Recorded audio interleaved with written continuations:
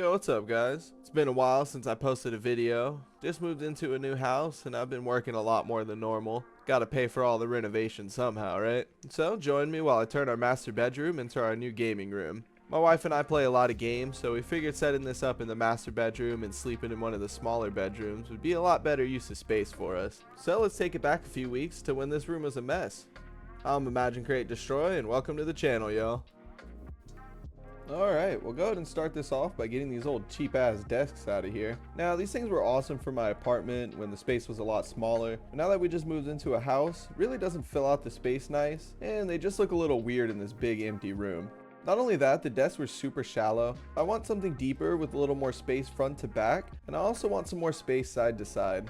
I looked around for a long time, trying to figure out what kind of desk setup I was going to go with. I finally landed on the Alex drawer setup that I kind of modified to my taste a little bit. You'll see what I mean later on in the video. Now that we got everything out of the room, we can go ahead and get started building the Alex drawers.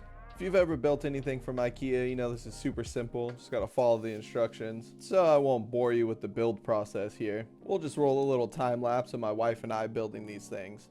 Now, when it came to this build, I had a couple different ideas. I was thinking about going with white and a light colored wood, kind of like a bright, vibrant aesthetic, or black with a dark colored wood top, more of like warm tones, plants, kind of making everything a little earthy.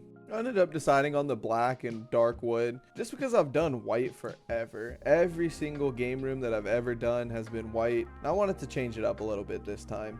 But this does cause one major problem. Both of our computer cases are white, all of our peripherals are white, and at this point, I'm wondering if I'm gonna have to rebuy computer cases, put all the components in, rebuy peripherals that are all black to match. So I was a little nervous while I was putting this together, seeing how the white would fit, and I think it ended up working out pretty well in the end. I'm sure you'll notice the walls are white, and I'm not gonna do anything to the walls in this build. So I really think it helps tie the black desks up into the white walls with the peripherals being white and the cases being white. At first, I really didn't want the computers on top of the desk just because I didn't think the white was going to match like I said earlier. So I had the idea to buy these cabinets, and I was going to drill some holes out in the back to allow airflow so the computers didn't overheat. I used this drill with a 3-inch hole drill bit attached, drilled out 6 holes from the back. This was super easy, just a little time consuming, which ended up being a huge waste of time. I ended up plugging in my computer, playing some games with some friends one night while we were still doing the setup, and my computer overheated in about an hour. I opened up the cabinet and it just hit me with heat. The computer was flashing red, wouldn't turn back on, fans were running to try to cool it down. The computer ended up being fine, but I knew this wasn't going to be a good solution. And while we're talking about a waste of time, I painted this whole shelf black, which I didn't even end up using for the game room. I did throw it in the living room, so I guess not a total waste of time, but whatever. But hey, making your setup perfect is all trial and error. You do one thing you don't like, you fix it, figure out what you want. Now, picking out the desk was a bit of a struggle. I needed something that was like the perfect size, and IKEA couldn't really provide the length that I needed. I ended up finding these butcher block countertops on Lowe's, and they came in 5 foot, 6 foot, 7 foot, 8 foot, and 9 foot lengths, which worked out perfectly. It was going to fill the space that I needed to fill. Now that we got those unboxed, get all the trash out of the way, we can go ahead and put these into place and see how everything's fitting. Now while I put that on, I do want to go over one thing that's kind of a little irritating, honestly. If you notice on the left side there's 5 drawers, 3 medium and 2 small ones on the top. And then on the right side, we have 1 big drawer and then 4 small ones. For whatever reason, the one with the bigger drawer is just like slightly taller than the rest. Now this desk sits like a 1/4 inch taller than the other 2. Kind of annoying, but whatever. And also the desk risers were really crappy. They're plastic, so this desk does slide around on it a lot. So I picked up these furniture risers on Amazon. I think they're made to put under like your laptop so it doesn't slide around on the desk, but they ended up working perfectly for me. I didn't want to do risers that were too tall because the height right now is actually perfect for how I like to sit. Now you may have just saw I picked up a couple desk pulls. I put one under my desk, and I'll show you where the other 2 go later. Now back to the desktops. One of them came cracked from Lowe's. I ended up having to return it, and the next one came cracked, so I had to return that one again. That was pretty annoying. Ended up pushing back this project a little bit longer than I was expecting. Anyway, if you remember me saying earlier, the cabinet didn't end up working out. My computer was overheating, so I ended up having to put it on the desk. Like I was saying, I was a little skeptical how the white would look with the black bottom and the wood top. I think it ended up coming out pretty good. I do like the way it looks, and you actually get to see the pretty computer.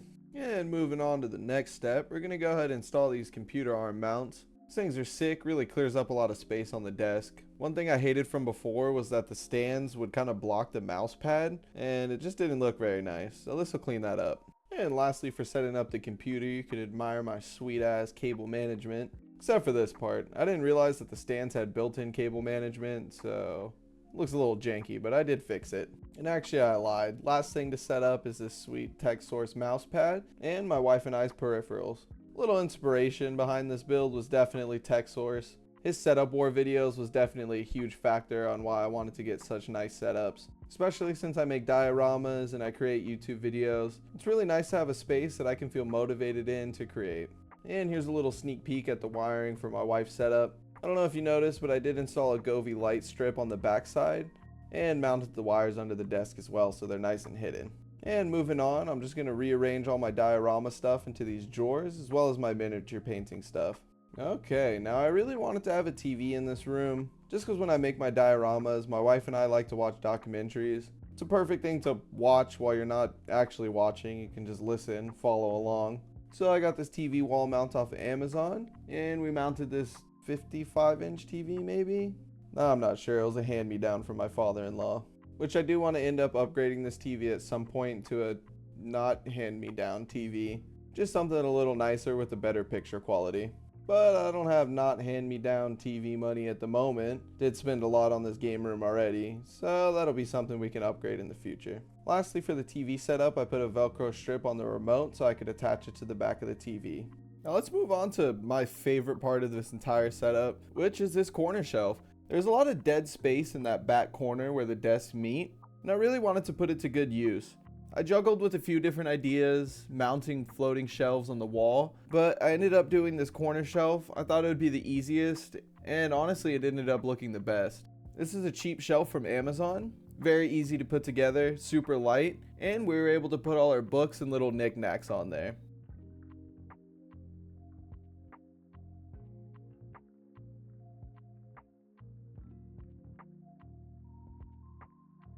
Here's a little sneak peek of what it looks like with my little robot light at the top. Camera doesn't really do it justice, looks a lot better in person, and it also looks great with the lights on.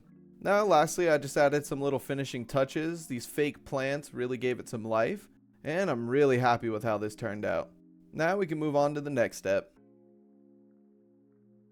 Now I think the key to making the perfect setup is making the room work for you. And I've taken a lot of inspiration from a lot of other channels. I believe I saw this on Gamey Builds. He builds dioramas as well. This channel's just slightly more popular. Not by much though. He has a pegboard on the back of his setup, and it's perfect for holding all the tools that I need right at hand and stuff that I use almost every time I do a diorama. Also a nice little touch is the whole thing is metal, so I can decorate it with some magnets that I have and any other cool little knickknacks that'll make it stand out from the rest. Threw down my self-healing mat to protect the desk while I'm cutting and such. And there's a little sneak peek at my next project. I put in my lights as well as my camera mount. And finally I installed a power strip here. I need this easily accessible for anything that I need to use while I'm crafting. And now I'm just mounting my Bonnaroo poster here as well as some other little pictures and stuff. I think this is what gives your build that personal touch, which is much needed. You don't want anything to be cookie cutter. There's a lot of people out there that have the same gaming rooms, and I want mine to stand out a little bit. I do that with the artwork that I've collected over the years, as well as a cool little Polaroid picture holder. Bring some memories into the room. You can peek at it every once in a while and remember all the cool stuff you've done. Alright, moving on, I'm going to hang up my old Nanoleaf light panels. These things ended up being a huge headache. They run off a 2.4 gigahertz Wi-Fi, and to get them to work I had to turn off the 5 gigahertz. And then once I turned back on 5 gigahertz, it just wouldn't work. Like, I could not get these things to work to save my life. Luckily you can turn them on, there's a few presets, so I'm going to leave them up. But after using the Govee light strips, how easy they are to connect, as well as this Govee starlight projector, I'm going to take them down and replace them with something Govee. And lastly, I just used this fake plant to kind of hide the wire leading from the projector. Then I tucked everything nice and neat up under this drawer. We're pretty much done with this build, just got some last little finishing touches. I got some more wall decorations, wanted to cover the empty space. We'll go ahead and put those up, then move on to the next step.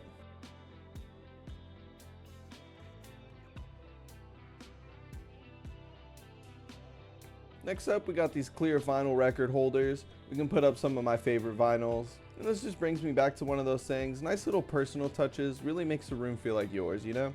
And lastly, I'm going to put up my Hoonigan license plate, a license plate from my old Jeep, and a license plate from my old motorcycle. I'm super into cars, and I wanted to bring a little touch of it into the game room. Now, I'm sure you might have noticed I didn't add any gaming chairs, and that's because I ran out of money. So I'll buy those at some point in the future. But for now, that's this bad boy done. Let's go ahead and get into the beauties. Thank you everybody for watching. Don't forget to like, comment, and subscribe. It really does mean a lot, and I'll catch you on the next one. Peace.